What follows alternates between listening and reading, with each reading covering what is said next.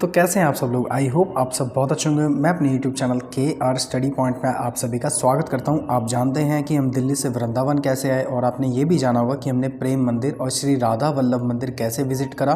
तो इसका आखिरी और थर्ड पार्ट मैं आपके सामने लेकर आ गया हूँ, जो बहुत ज़्यादा फ़नी होने वाला है।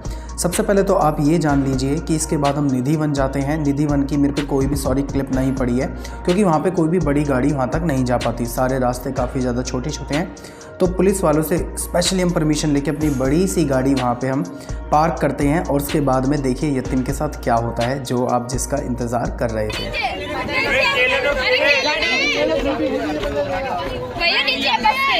यतिन कैसा लग रहा है? यतिन 4 केले दे चुका हूँ। और यहाँ पे यतिन का चश्मा गया। नहीं नहीं,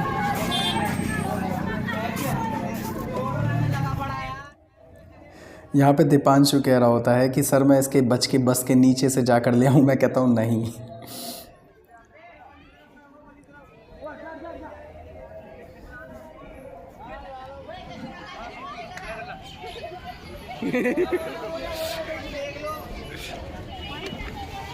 बहुत जतन करने के बाद फाइनली यतिन का चश्मा मिल तो जाता है, बट चश्मा टूट कर मिलता है। यतिन कैसा लग रहा है? और इसके बाद हम निधि वन में पहुंच जाते हैं। निधि वन का ये द्वार है, आपको इसके अंदर ही एंट्री करनी है।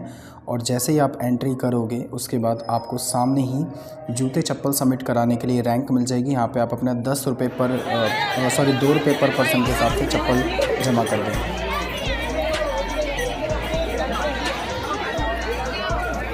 ये देखो वीडियो में आने के लिए कितने बेताब हैं लोग। बिहारी लाल की।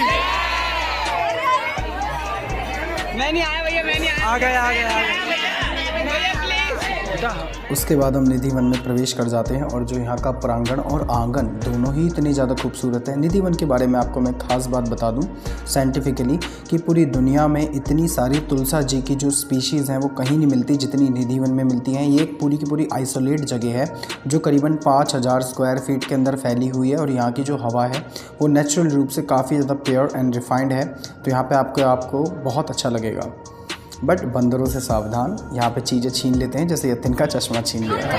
बंदर क्या करो?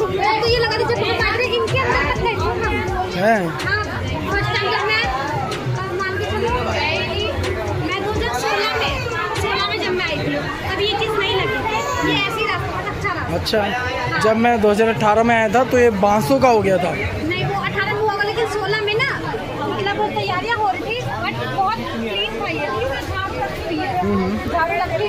हाँ, इसी के अंदर लग जाती है। यहाँ से ना एक भी पत्ती मत तोड़ना भाई, तुम लोग याद रखना।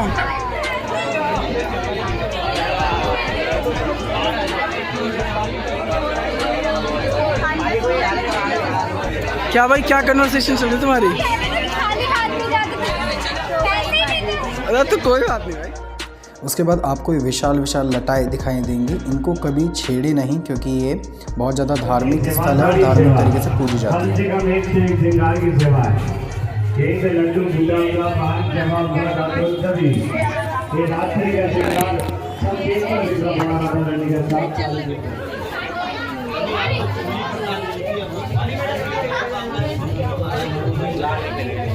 देखिए कितनी भारी लताएं हैं। इनको लोग भगवान की तरह ही पूजते हैं। ऐसा माना जाता है कि रात के समय ये सारी की सारी लताएं गोपियों की रूप धारण कर लेती हैं। और यहाँ पे एक लीला होती है जो कि भगवान श्री कृष्ण और गोपियों के बीच में होती है। यहाँ पे रात में किसी को भी आना अलाउड नहीं है।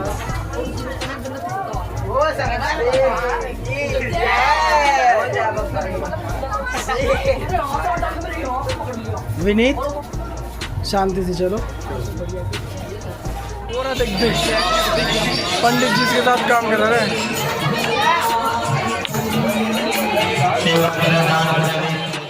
यहाँ पे इन लोगों की कुछ समाधियाँ हैं जिन्होंने निधि वन के लिए कुछ ना कुछ किया। ये आप पूरा का पूरा निधि वन देख सकते हो एक व्यू में। 5000 एकड़ स्क्वायर फीट की ज़मीन पर ये फैला हुआ है। उसके साथ ही हम निधि वन में जो बगल में यमुना घाट है, हम वहाँ की तरफ चलने लगते हैं। सबसे पहले हम चील घाट की तरफ चलते हैं, तो वहाँ की कुछ पावन गलियाँ आप देख सकते हैं।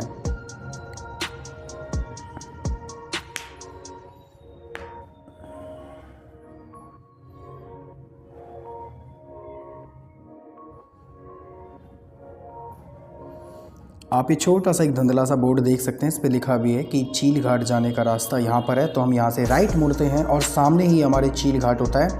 चील घाट काफ़ी खूबसूरत है, यमुना के तट पर है। वहाँ पे काफ़ी सारे साइबेरियन पक्षी आपको दिखाई देंगे जो 2500 किलोमीटर उड़कर सीधा यमुना जी के किनारे आते हैं, जो कि दिल्ली में भी आते हैं।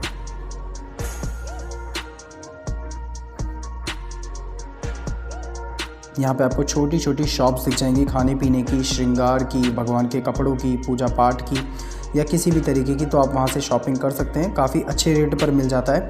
मैं आपको यही सजेस्ट करूँगा कि बाहर की मेन मार्केट से ना खरीद कर यहीं पे ख़रीदें, अच्छी क्वालिटी और अच्छे प्राइस में आपको मिल जाएगा।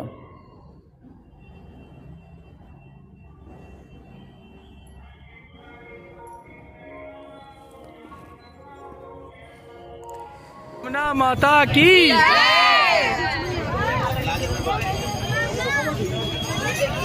मेरे को पहले ऐसा लगा कि इसके अंदर कोई नहीं है, सिर्फ ये प्रमोशन के लिए, बट ऐसा नहीं है। यहाँ पे पैराग्लाइडिंग होती है। आप 2500 रुपये देकर यहाँ पे पर पर्सन पैराग्लाइडिंग कर सकते हैं। पूरा का पूरा यमुना का एक छोटा सा चक्कर लगवाएंगे और जहाँ से आपको उठाया था इनिशियल पॉइंट से, वहीं पर आपको छोड़ देंगे। उसके बाद हमने एक बुक को, एक नहीं 2 बोटों को हमने बुक कर लिया, जिसमें मोस्टली एक में लड़के थे और एक में लड़कियां थी। मैं उस बोट में बैठा जिसके अंदर मेरी ज़रूरत थी।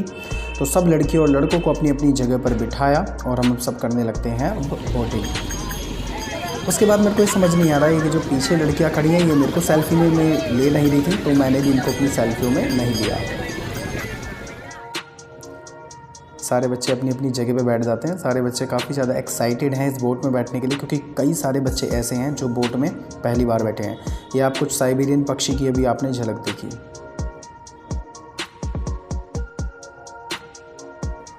यमुना की बोले बाके बिहारी लाल की, कृष्ण मुरारी लाल की। ये साइबेरियन पक्षी है ना जो है, ये साइबेरियन पक्षी है। 2500 किलोमीटर उड़ के आते हैं दिल्ली, ये हाँ माँ यमुना के घाट पर उड़ के आते हैं, चाहे वो दिल्ली का घाट हो या यमुना का। मेरे को भैया भैया भाई क्या हो रहा है, हो रही है ऐसी होगी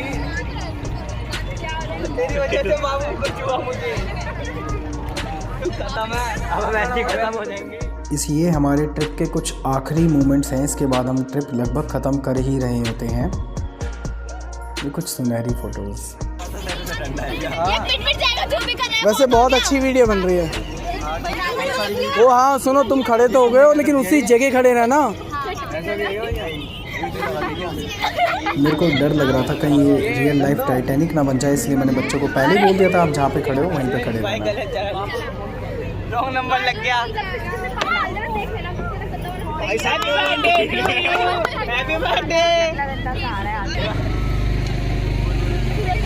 माँ यमुना के नज़ारे वृंदावन के कितना खूबसूरत है। क्या हो गया, हुआ क्या, वॉमिट आ रहा है क्या? किसे?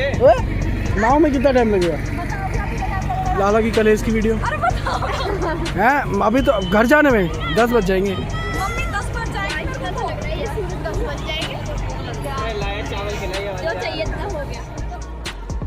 ये कुछ हमारी बेहतरीन सेल्फीज। साथी अरे हाथ तो उठाओ देव। लड़ाई कर रहा है बोट में भैया, लगा लूंगा बता देना। कोई नेहा की तरफ भी फोकस करो। जो आपको ये पेड़ दिखाई दे रहा है, जो एक खंबा है टावर लोहे का स्टील जहाँ पे मैं मार्किंग कर रहा हूँ, इसके बारे में अगर आप जानेंगे, इसके बारे में पढ़ेंगे तो ये आज से 5000 साल पुराना पेड़ है। अगर आप इसकी कार्बन डेटिंग या C40 डेटिंग दोनों में से किसी की भी करा कर देखो तो ये 5000 साल पुराना ही निकल के आएगा।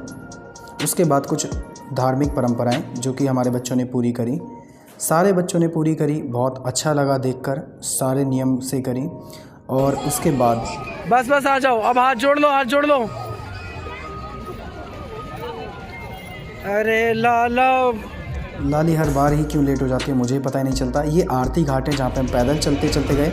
बस मथुरा में कभी भी आओ ये मत बस करना, ये हरकत ना करें। अपने स्टूडेंट्सों से बोला था। धन्यवाद। इधर उसके स्माइल तो बाद कर दो हम भाई। घर निकल जाते हैं। उससे पहले हम आरती घाट के बगल में बैठ के खाना वाना खाते हैं, जो कि बहुत ज़्यादा अच्छा होता है। हमारी सारी लड़कियां बना के लाती हैं, जो कि बहुत ज़्यादा टेस्टी होता है। उसकी कोई वीडियो या क्लिप मेरे पास नहीं पड़ी है, क्योंकि अब हम बहुत जल्दी निकल रहे होते हैं। तो हम सीधा अपनी कार या बस, जो भी कह लो आप, ट्रैवलर में बैठकर सीधे के सीधे घर की ओर निकलते रहते हैं, हाईवे पे चढ़ जाते हैं। और अभी ट्रिप का सबसे इम्पोर्टेंट पार्ट आने वाला है आपके लिए। सारे बच्चे सो रहे होते हैं। कैसा लग रहा हूँ भैया? एक फोटो खींच के देगा ना, कैसा लग रहा हूँ?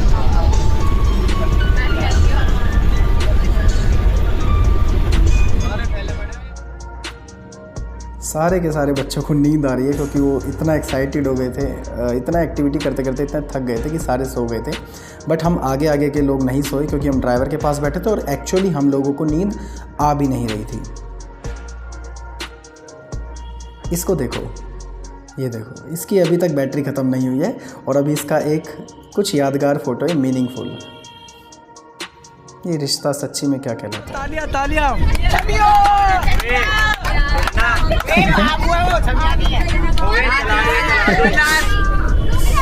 पूरे रंग थे इसमें। मेरा मूड बदल गया अभी नाचना में। अरे हमारा मूड बन गया था। चलो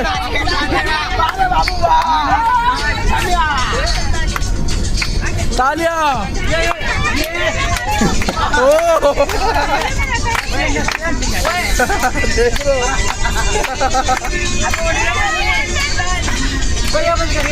ओए हाथ पकड़ ले पुनीत हाथ पकड़ ले।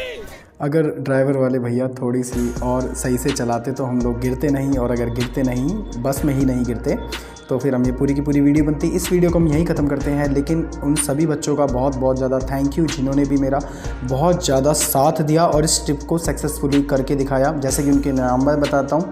सबसे पहले दीपा, जिसने मेरे को डाइनिंग में बहुत ज़्यादा मदद करी और शेरपा बन के अपने सारे के सारे नियम सही से फॉलो करें। प्लस दूसरा यतिन और देव और करण, इन बच्चों ने भी मेरी बहुत ज़्यादा हेल्प करी। इवन लास्ट में एक छोटी सी एक स्ट्रेटेजी हो गई थी कि जब हम खाना खा के आरती घाट से वापस आ रहे थे तो मैं ही खो गया था किसी कारणवश, क्योंकि वहाँ पे डीजे या सॉन्ग बज रहे थे। इस कारण मैं ही खो गया और अपने साथ 3 शेरपा लेकर मैं खोया था, जिसके कारण पूरी की पूरी ट्रिप ध्वस्त होने वाली थी। बिकॉज ऑफ दिस, जो ग्रुप लीडर है, मेन लीडर, वही जब खो जाएगा तो उस ट्रिप को कौन चलाएगा। लेकिन थैंक्स टू गॉड, यतिन और करण का, जिन्होंने पूरी की पूरी ट्रिप को ऑर्गेनाइज़ किया और मेरे पीछे सारा का सारा काम बहुत अच्छे से निभाया और बच्चों को उनकी प्लेसेस पे पहुंचाया। बाकी कई इस ट्रिप पे बच्चों को गलत फहमी हो गई थी कि मैं इनके साथ हूं या उनके साथ नहीं हूं। ऐसा कुछ भी नहीं था, मैं इक्वलिटी में सभी के साथ था। अगर मैं आगे चलता तो पीछे वाले बच्चे बोलते कि सर आप हमारे साथ नहीं हो, और अगर पीछे चलता तो मैं आगे वाले बच्चों को डायरेक्शन नहीं दे पाता। तो होप सो आप सब समझ जाएंगे और इस चीज़ को बहुत ज़्यादा अच्छे अंदर से गेन कर लेंगे। बाकी जो भी हमने प्लान्स बनाए थे, मैंने अकेले सब कुछ नहीं संभाला था। जितने भी हमारे बच्चे थे उन सबको मैंने काफ़ी ज़्यादा इंस्ट्रक्शन दे रखी थी, तो उन सब ने ये इंस्ट्रक्शंस हैं। बाकी मैं आप सबको बहुत ज़्यादा मिस करूँगा, आप मेरे दिल में हमेशा रहोगे। Thank you.